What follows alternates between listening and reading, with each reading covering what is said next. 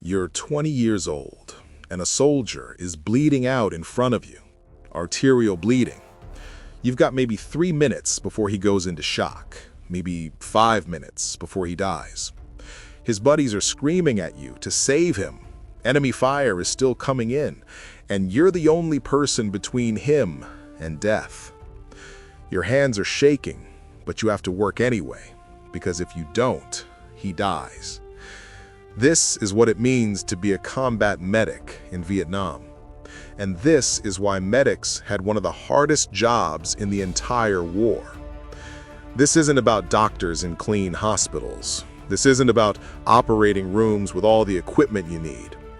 This is about performing life-saving medical procedures in the dirt while people are shooting at you. This is about making impossible decisions about who to treat first when multiple soldiers are wounded. This is about carrying the weight of every life you couldn't save. This is the story of combat medics. The guys who ran toward gunfire when everyone else was taking cover. The guys whose soldiers called Doc with a level of respect reserved for no one else.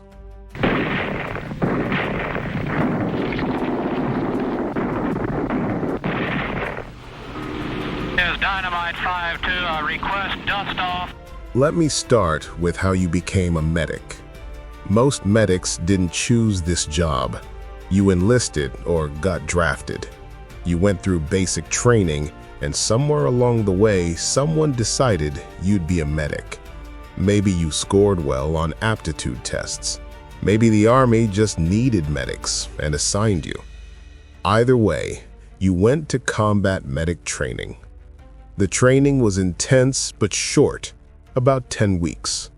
They taught you basic anatomy and physiology, how to recognize different types of wounds, how to stop bleeding, how to treat shock, how to manage airways, how to use the equipment in your aid bag.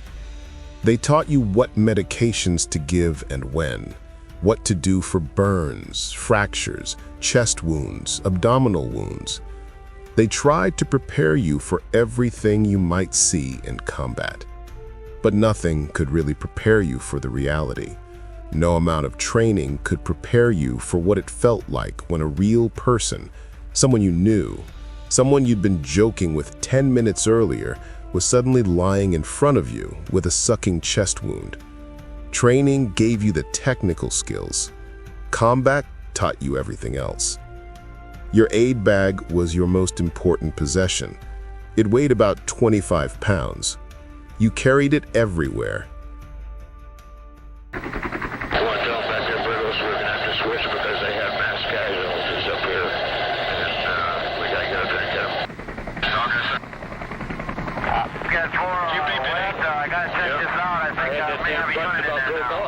This is Mustang 3-3. Get off the air for approximately 02. We have a dust off in progress. They're on this push. Out. Bobcat Bravo 5, dust off 3-1, over. This is Bravo 5. Roger, we can hear you now, over. Roger, I'm above the clouds at this time. I have an APC with a panel marker on it at this time. If you could confirm that it is one of yours, will come down through a hole, over. This is Bravo 5. We prefer to use smoke. We've got quite a few down here with markers on it, over. Roger. How much enemy contact did you have prior to our arriving, over? We've had sporadic contact all morning, over. Roger. What's the best direction of approach into your area, over? This is Bravo 5. Suggest you come in from the southwest. Do not go in the area to our northeast, over. Roger, that's about where we are at this time. Go ahead and throw a smoke now, and I'll see if I can pick it out, over. That's Bravo 5. We'll go, over.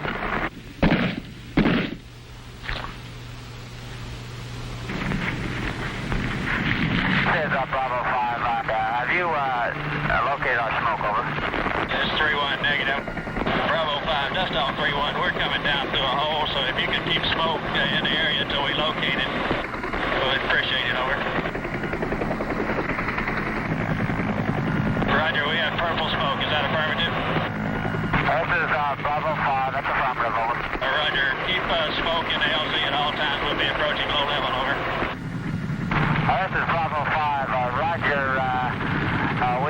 got you located. Go ahead and come in from the southwest now. Over.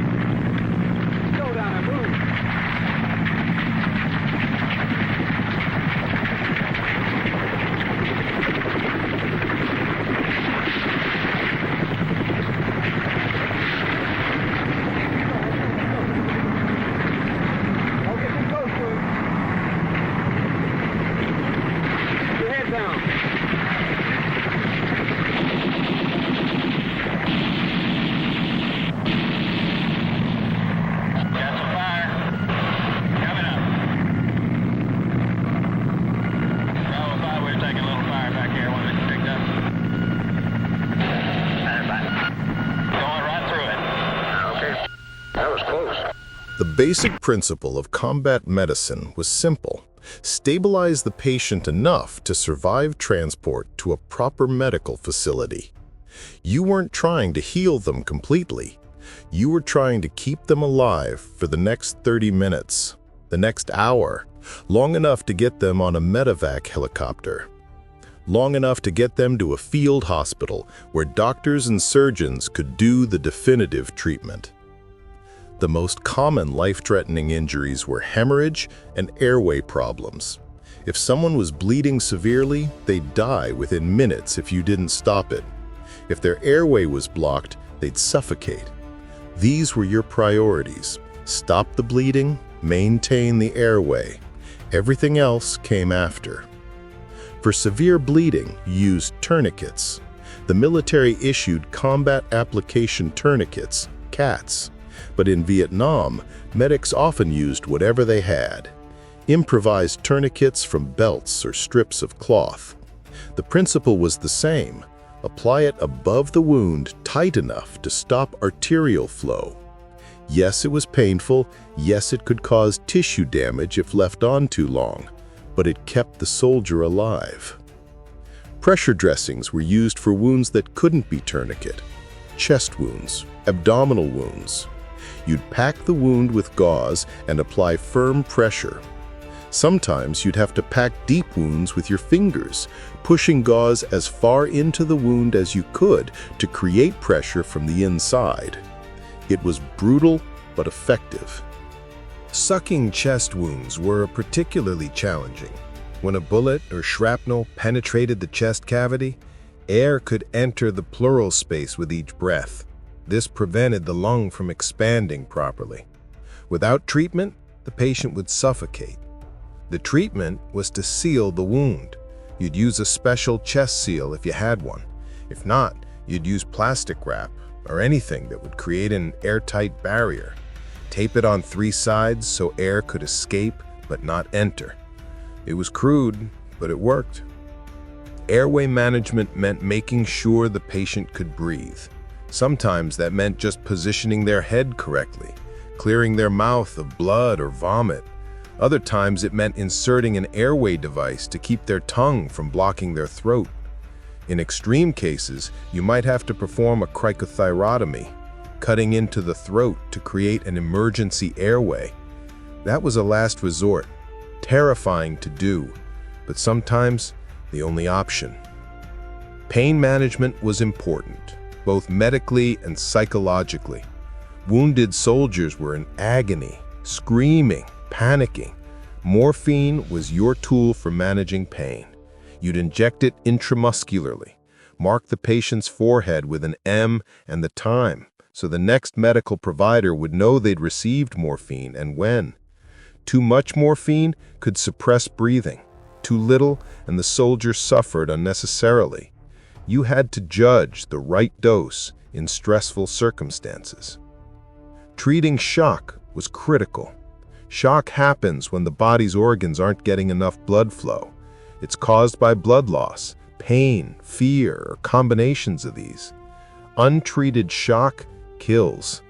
You treated it by stopping the bleeding, keeping the patient warm, elevating their legs, and if possible, starting an IV to replace lost fluids. IVs in combat were difficult. The patient was moving, you were moving, your hands were shaking from adrenaline, veins were collapsed from blood loss. But you did it anyway because it could make the difference. The triage decisions were the hardest part of the job. When multiple soldiers were wounded simultaneously, you had to decide who to treat first. The military taught a system: immediate, delayed, minimal, expectant. Immediate meant life-threatening injuries that could be stabilized. Delayed meant serious injuries that could wait. Minimal meant minor injuries. Expectant meant injuries so severe that the soldier probably wouldn't survive even with treatment. That last category, expectant, was devastating. It meant looking at a wounded soldier and deciding that your time was better spent on someone else, someone who had a better chance of surviving. It meant telling a dying soldier that you'd be back, knowing you probably wouldn't be, knowing they'd die while you were treating someone else. That decision haunted medics forever. The combat environment made everything harder. You were often treating patients while under fire, while explosions were going off nearby, while bullets were snapping overhead. You had to ignore the danger, focus completely on the patient, but your body didn't want to cooperate. Your hands shook, your heart pounded, your breathing came in gasps. You had to fight your own fear response to do your job. The emotional toll was immense. You formed bonds with the guys in your unit. They were your friends, your brothers. And then you'd watch them get wounded, watch them die, despite everything you tried. Some wounds were just too severe. Some soldiers bled out before you could even reach them. Some died while you were working on them. You felt every single death like a personal failure, even when there was nothing more you could have done. There's a story from 1968 about a medic named Thomas Bennett. His unit was ambushed, multiple casualties. Bennett moved through heavy fire treating wounded soldiers. He was hit multiple times but continued working. He'd treat one soldier, move to the next, get hit again, keep working. He saved several lives before he was finally killed. He received the Medal of Honor posthumously. His story wasn't unique. Medics did this kind of thing constantly. The relationship between medics and infantry was special. Infantry soldiers loved their medics, protected them, would do anything for them, because they knew that if they got hit, the medic would come, no matter what, no matter how dangerous. Medic would run through fire to reach them. That knowledge gave soldiers confidence, made them willing to take risks, because they knew someone had their back. Medics were supposed to be protected under the Geneva Convention. They wore armbands with the Red Cross. They were technically non-combatants, but the enemy didn't care. They knew that killing the medic meant other soldiers would die from untreated wounds. So medics were often specifically targeted. You learned quickly that the Red Cross on your arm was more of a target than a protection. Most medics carried weapons despite the Geneva Convention, usually an M16 rifle. They'd use it to defend themselves and their patients. Officially, it was frowned upon. In reality, everyone understood. You couldn't just let yourself be killed when soldiers were depending on you. The workload was relentless. In heavy combat, you'd treat casualty after casualty. No breaks, no rest, just constant trauma, constant blood, constant death. You'd work until you collapsed from exhaustion, and you'd get up and work some more because more wounded were coming in. The supplies were never enough. You'd run out of bandages, run out of morphine, run out of IV fluids. You'd improvise, use shirts as bandages, use belts as tourniquets, beg other medics for supplies, trade whatever you had for medical equipment. Nothing else mattered except having what you needed to keep soldiers alive. The memories stuck with you forever.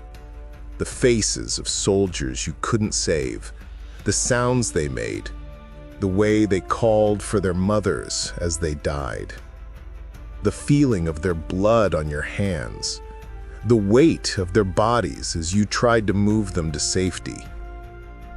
These images didn't fade, didn't get easier with time. They became part of you. Many medics developed PTSD, the trauma of witnessing so much death, of making life and death decisions, of feeling responsible when soldiers died.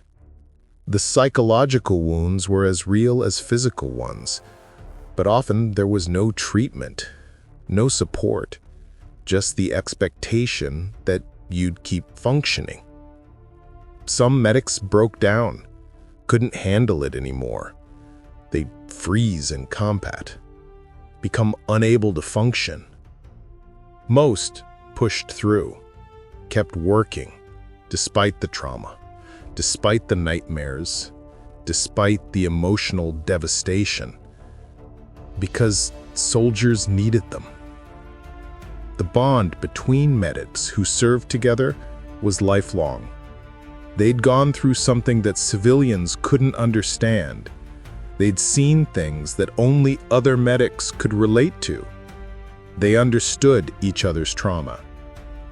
Years later, decades later, medics would find each other, share their stories, find comfort in knowing they weren't alone in carrying the weight. After Vietnam, many medics became civilian medical professionals. Nurses, paramedics, emergency room technicians, doctors. They took the skills learned in combat and used them to keep saving lives. Some couldn't work in medicine anymore. The trauma was too much. They chose different careers, different paths, tried to leave the memories behind. The soldiers who were saved by medics never forgot.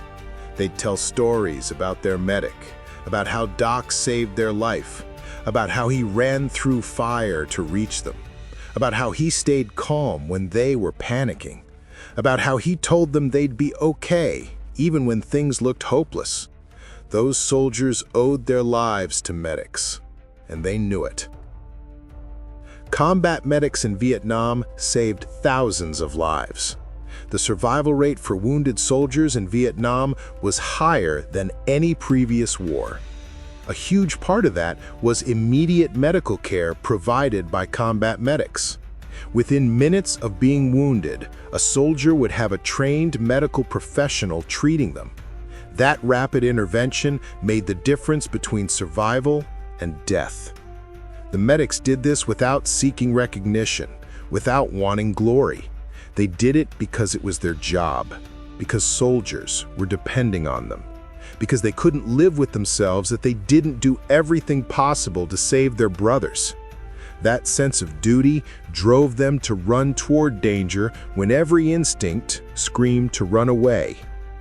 You're 20 years old. You're a combat medic, and every life depends on you. The soldier bleeding out in front of you, the one with the chest wound gasping for air, the one screaming for his mother. All of them are looking at you, dependent on you, trusting that you'll save them. And somehow, despite the fear and the chaos and the impossible circumstances, you do your job. You stop the bleeding. You manage the airway. You treat the shock. You save the life. Because that's what medics do. And then, the next wounded soldier arrives, and you do it all again. Mission after mission, day after day, carrying the weight of every life you touch, carrying the guilt of every life you couldn't save. This is what it meant to be a combat medic in Vietnam. The hardest job, the most important job, the job that meant the difference between soldiers going home alive or not going home at all.